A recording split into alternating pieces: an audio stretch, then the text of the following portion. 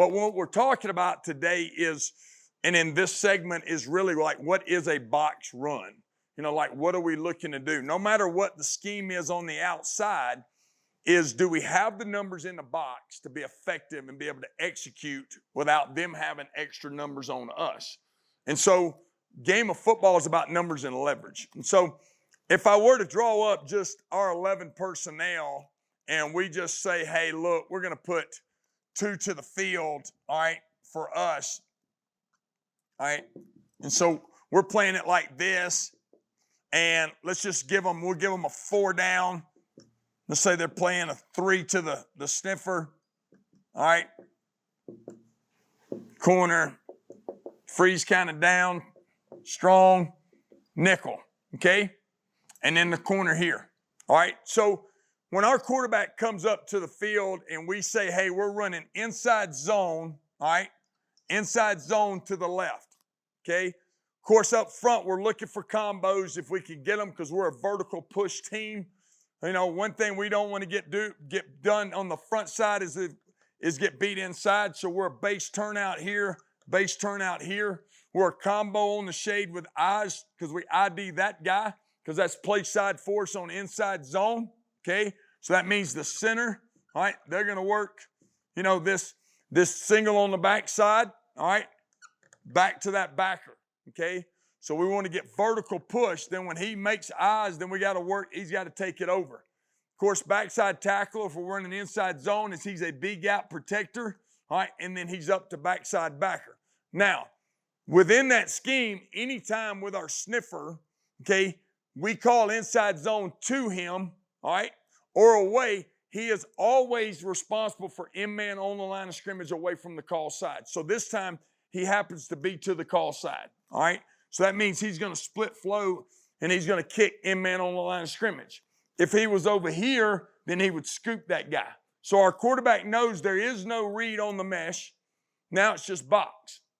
So what we're trying to do is I don't want to have a box and then our quarterback now come off of it and go, man, I had the numbers. Then he tries to pull it. So we want him to concentrate on run first, pass second.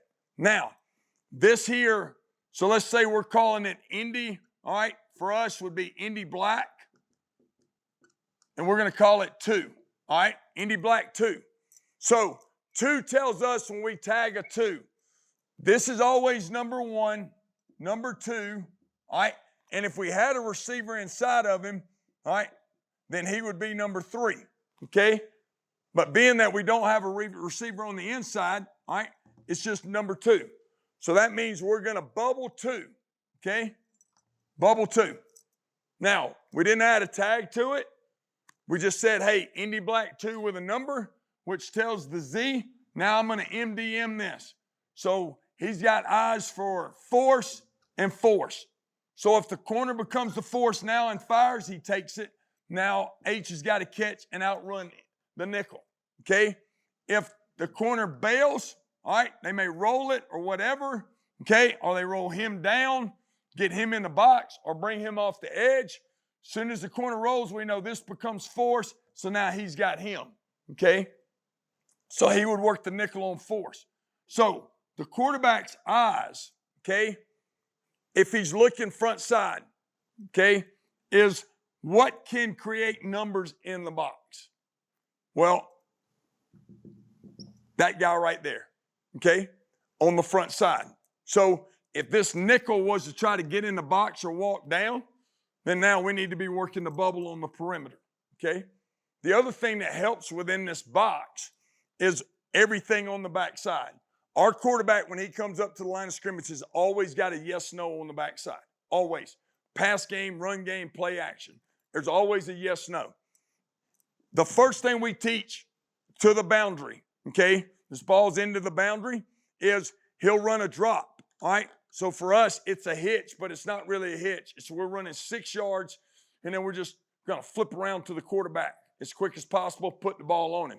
So if the quarterback looks over here and this corner's off and he likes it, then it's a yes. I'm going to take it right now, okay? So he's going to catch. He don't have to mesh it because nobody's in destruction here. Now I'm getting the ball out to the receiver, okay? If the corner walks down over the top of him, then he'll give him a check, and then we'll convert this just like everybody else to a fade. If he wants to take it, he takes it, okay? If he doesn't, then that's fine. Now I'll just go with the run. But the first thing he'll do is he'll walk up there, think yes or no. Ooh, I like it. He'll catch it, take whatever he gets. If he don't like it, he leaves it alone. Now I go to the box on the inside to the field. Is anything keeping us from running the football right here? If it is, then now I can take the ball out on the perimeter to get numbers and to get leverage. So that is our inside zone with a 2 tag on our box run. All right, so this is box runs, all right, and this is outside zone. So, you know, on inside zone, we kind of added a 2 tag. We got the drop pop on the backside, but this one will be a little bit different. I want to show this one to you on the board. Now, this is versus an even front, but we'd do the same thing versus an odd front or 3-3 stack. Nothing would change, okay? One thing up front when we run outside zone is our guys are running. Like, we're running to reach next man. So, you know, if you're talking about the concept of what we're doing, all right, I mean, we'll work it kind of like where our Y's working out to number 4 off the edge, which would be the corner, all right? If the corner were to bail, then he's going to work to the next most important guy, all right, the MDM based off of 4. So they running the free safety down, all right, or they running the corner down. And the reason I tell you that is because we're going to end up as a nub tight end by the time this play's ran, okay? So the tackle and the guard are working, all right? I mean, he can give a little Heisman hand, but that guy's already inside whether he's a 2-eye or a shade. So we want the guard to run, all right? So we're running. He's trying to knock this tackle off, all right? So where we can work up, okay? Then on the backside, same thing, same alignment to what we're looking for here. Center's reaching, guard trying to knock him off, all right, to where now he can get up. And then on the backside, we got to make sure that we create a wall with the backside tackle as far as B gap goes, okay? So we're there, all right? We're there, okay? We're okay with this. We're going to try to outrun him, but we're going to have that set up based off of, hey, that guy's running us down, so now we need to read him, all right? But originally when we start off, we're going to make that guy have to run that play down from the backside.